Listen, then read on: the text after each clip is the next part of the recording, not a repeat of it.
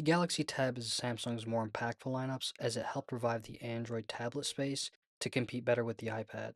Over the years, I have bounced between the iPad and Galaxy Tab, going from the S7 Plus, S8 Ultra to the Tab S9 Ultra. It might seem odd going from the Tab S8 Ultra to the Tab S9 Ultra, but the 8 Gen 2 greatly improved the overall experience, especially in terms of fluidity, that it warranted an upgrade. Along with One UI's improvements to its multitasking capabilities, it began to feel less like an enlarged foldable and more so like a tablet. And now with One UI 7 inclusion of a larger taskbar, bringing up a third or fourth app has substantially improved whether you're trying to make a quick calculation, jot down some notes, or even just browse a web page. And I doubt many know of this feature considering Samsung has done a terrible job advertising what they have to offer. In One UI 6, they gave us a stage manager like feature where you can drag windows off screen and bring them back when you need them. When it comes to the S Pen, whether it's the Creator Edition or the standard one, I have little to no complaints. I do prefer the tip on the Creator Edition, and it's great that the one that comes inside the box has Bluetooth. What I don't understand is why the Creator Edition lacks Bluetooth. Whenever I use the S Pen Creator Edition, it feels like a stripped down S Pen that's meant to lure in Apple Pencil users with its design. New Dex's existence is something I will always question because it's just multi-view and split view with extra steps. They slapped One UI on Android's official desktop mode and added it as a feature. Now, this is where Samsung's ultra-sized tablet really shines: entertainment. And when it comes to gaming on this mammoth of a display, it's uncontested. You can choose to use earbuds, but you won't be disappointed with the speakers on this tablet. It rivals most laptops. Whether you're using a controller or if your hands are big enough to hold the tablet to game, it's difficult to go back to a smaller screen. And when it comes to consuming content, the Tab S9 Ultra is my immediate go-to. Introduced back in 2017, Dex is Samsung's attempt to bring the desktop-like experience to Android. And here on Galaxy Tab, it's helped to mimic the laptop-like experience. You have a traditional desktop where you can put your icons and even folders, a standard taskbar, and even the floating windows are very reminiscent of Windows. And if you want to expand your workflow, you can plug in a dock or an HDMI to connect to an external screen. Using the external monitor, it's more or less the same experience as using Dex on the Galaxy Tab, which leads to my main question. I don't understand Samsung's definition of Ultra, nor their definition of being an iPad Pro competitor. What exactly does Ultra mean to Samsung? Sticking to the topic of external monitor support, here's a little bug I found with Gboard. When you enter a text field, the tablet screen goes blurry. I'm not sure why this is happening, and it's a bit odd that Gboard is working in the first place because usually Samsung would default to their own keyboard software. Returning to the core function of the external monitor to extend your workplace, you're unable to move apps between the screen and the tablet, and what makes this even worse is that the cursor flowing between tablet and monitor is off by default. You have to manually go into the settings and enable it. I do not know why this is the case. Another thing, the way One UI handles multiple instances of an app between external monitor and tablet is horrible.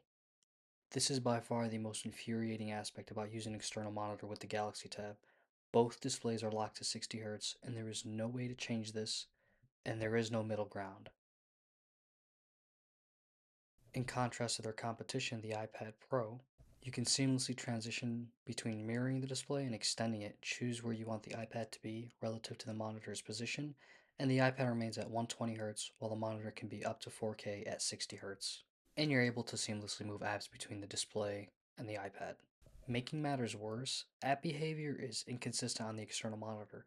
Say you're playing a game and you want to make the game full screen, sometimes you have to restart the app, which could result in data loss.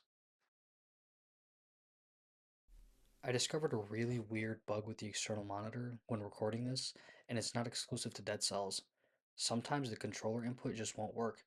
I'm not sure why this is. I don't know if it's the way that Galaxy Tab recognizes input when connected to a dock or the external monitor. And just to prove it's not my controller, I'm going to disconnect it and it's going to start working. This is another aspect where the iPad exceeds Galaxy Tab: app scalability. Regardless of what size I scale it at, it's always usable. Whether it's vertically, where I shrink it down to a small box, or stretch it out horizontally, you're never in a situation where you're struggling to read the contents of the app. And unfortunately, this is one of One UI's weakness. When I scale the app to the same way I did on the iPad, they become unreadable, unusable. In the same clip, you can see the book cover keyboard's touchpad struggle to read my inputs.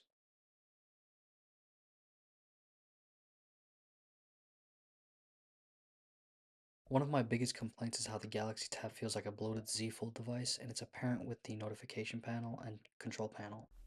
Using Josh's concept to demonstrate what could be done to better utilize the screen real estate, you can have notifications on one side and the control panel on the other.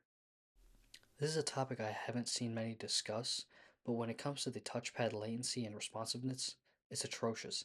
As you've seen with the Razer mouse, it's perfect, it responds correctly. But when it comes to Samsung's official book cover keyboard, there is a slight delay between your input and the action. And for a keyboard that supposedly costs $350, I would not expect this problem to even exist. The lack of premium in their accessories also extends to the S Pen Creator Edition. It is a Apple Pencil clone that doesn't have original S Pen features.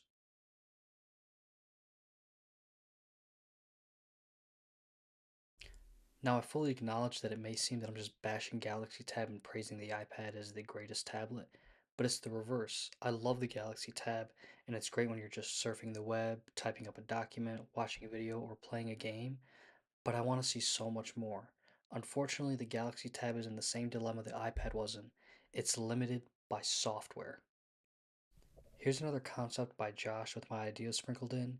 It shows a clean, unified experience where you don't have to choose between decks, new decks, or standard One UI.